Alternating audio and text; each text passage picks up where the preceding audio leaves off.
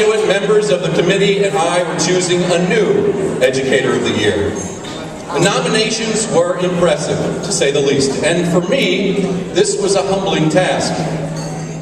In my acceptance speech last year, I spoke about the students who have taught me so much over the years.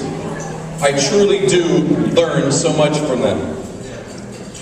But in this new role, I found myself learning about truly talented, selfless, motivating educators who were determined to make a real difference in our world. This year's Educator of the Year was all that and more. She's a Clifton native who was taught by some other wonderful public school teachers like Gail Blake and Paul Dietrich. And her parents are both educators as well.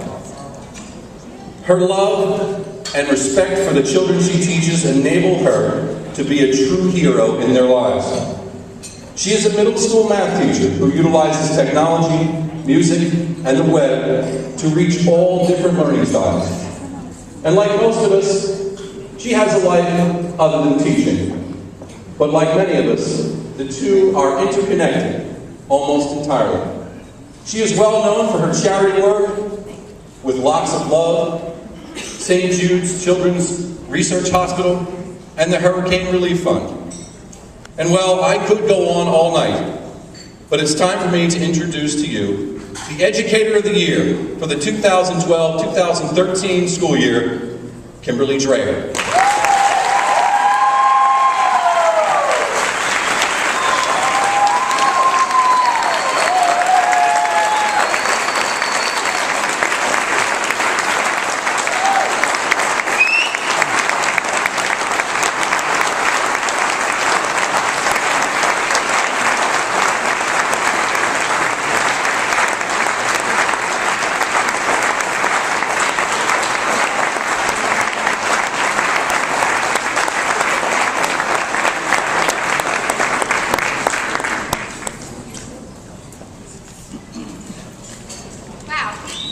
Thank you.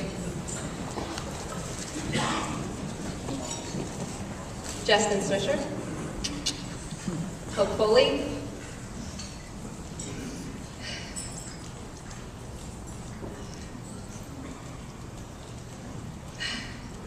Mike took part in my speech, so I hope you don't mind me restating. I started my education as a kindergarten student in School 11 with Gail Blake. Loved my kindergarten teachers.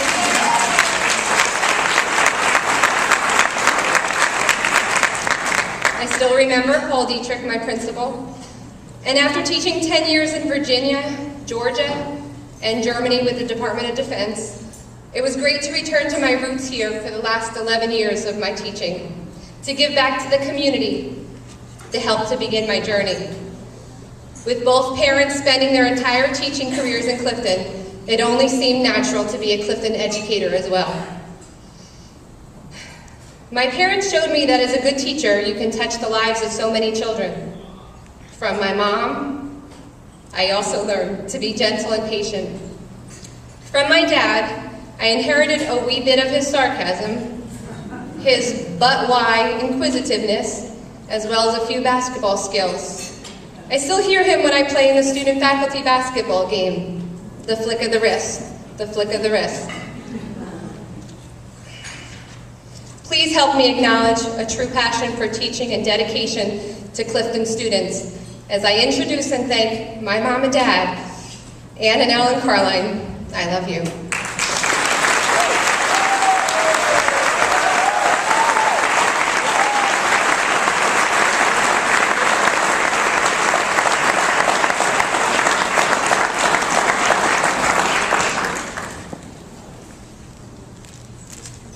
Thank you, Justin Swisher.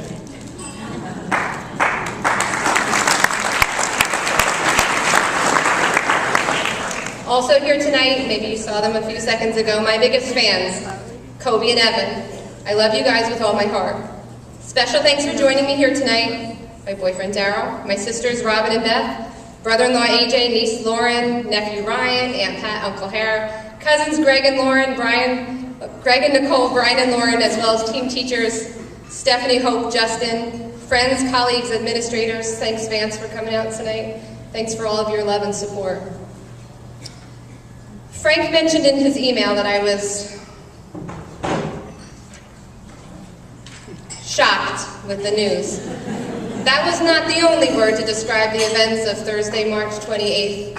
And Justin did promise me he would make the facial expression, so take a look. Okay.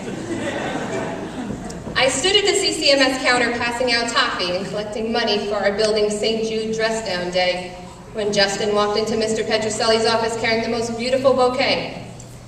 Needless to say, I was a wee bit jealous. We had to ask some of the students to show what jealous looked like today to help Justin out. Let me see. Okay. I was jealous because someone was getting Beverly Swisher's amazing flowers. After homeroom, I told team teacher Stephanie Brown that I needed to run down to collect dress down money, and she insisted on going. I was annoyed. Show me a good annoyed. That's pretty good. Later, when the class was working on math centers, we were interrupted with an announcement for an assembly. I was baffled. Let's see. Okay. That's why I love working with my team. We were in the middle of something, and Mr. Petroselli didn't even mention this at our faculty meeting. How rude. I was aggravated. You took that paper away pretty aggravated, like. After the 6th graders were assembled, the 7th graders were called as well. Now I was concerned. Thank you. All of a sudden, the entourage walked down the center aisle, and I was perplexed.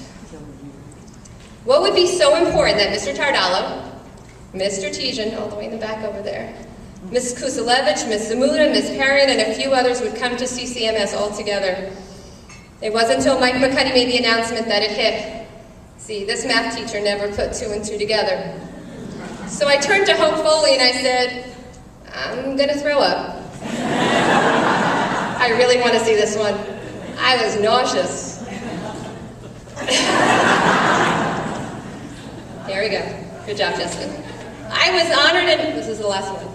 I was honored and overwhelmed to receive this award with 2/3 of the student body, the entire central office, my amazing team, and with outstanding colleagues at my side.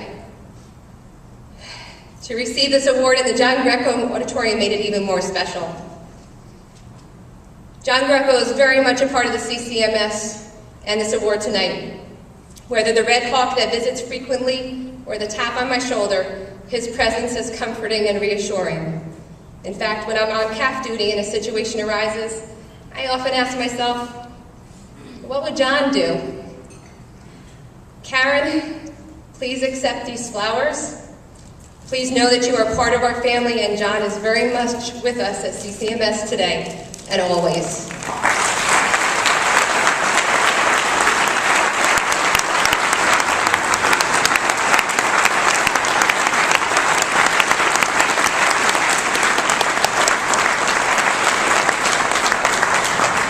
So you see, that's family. We celebrate together, we mourn together, we stick together. Like no other district I've ever known.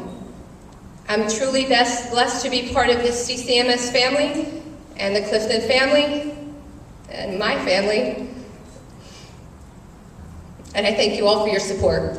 Thank you.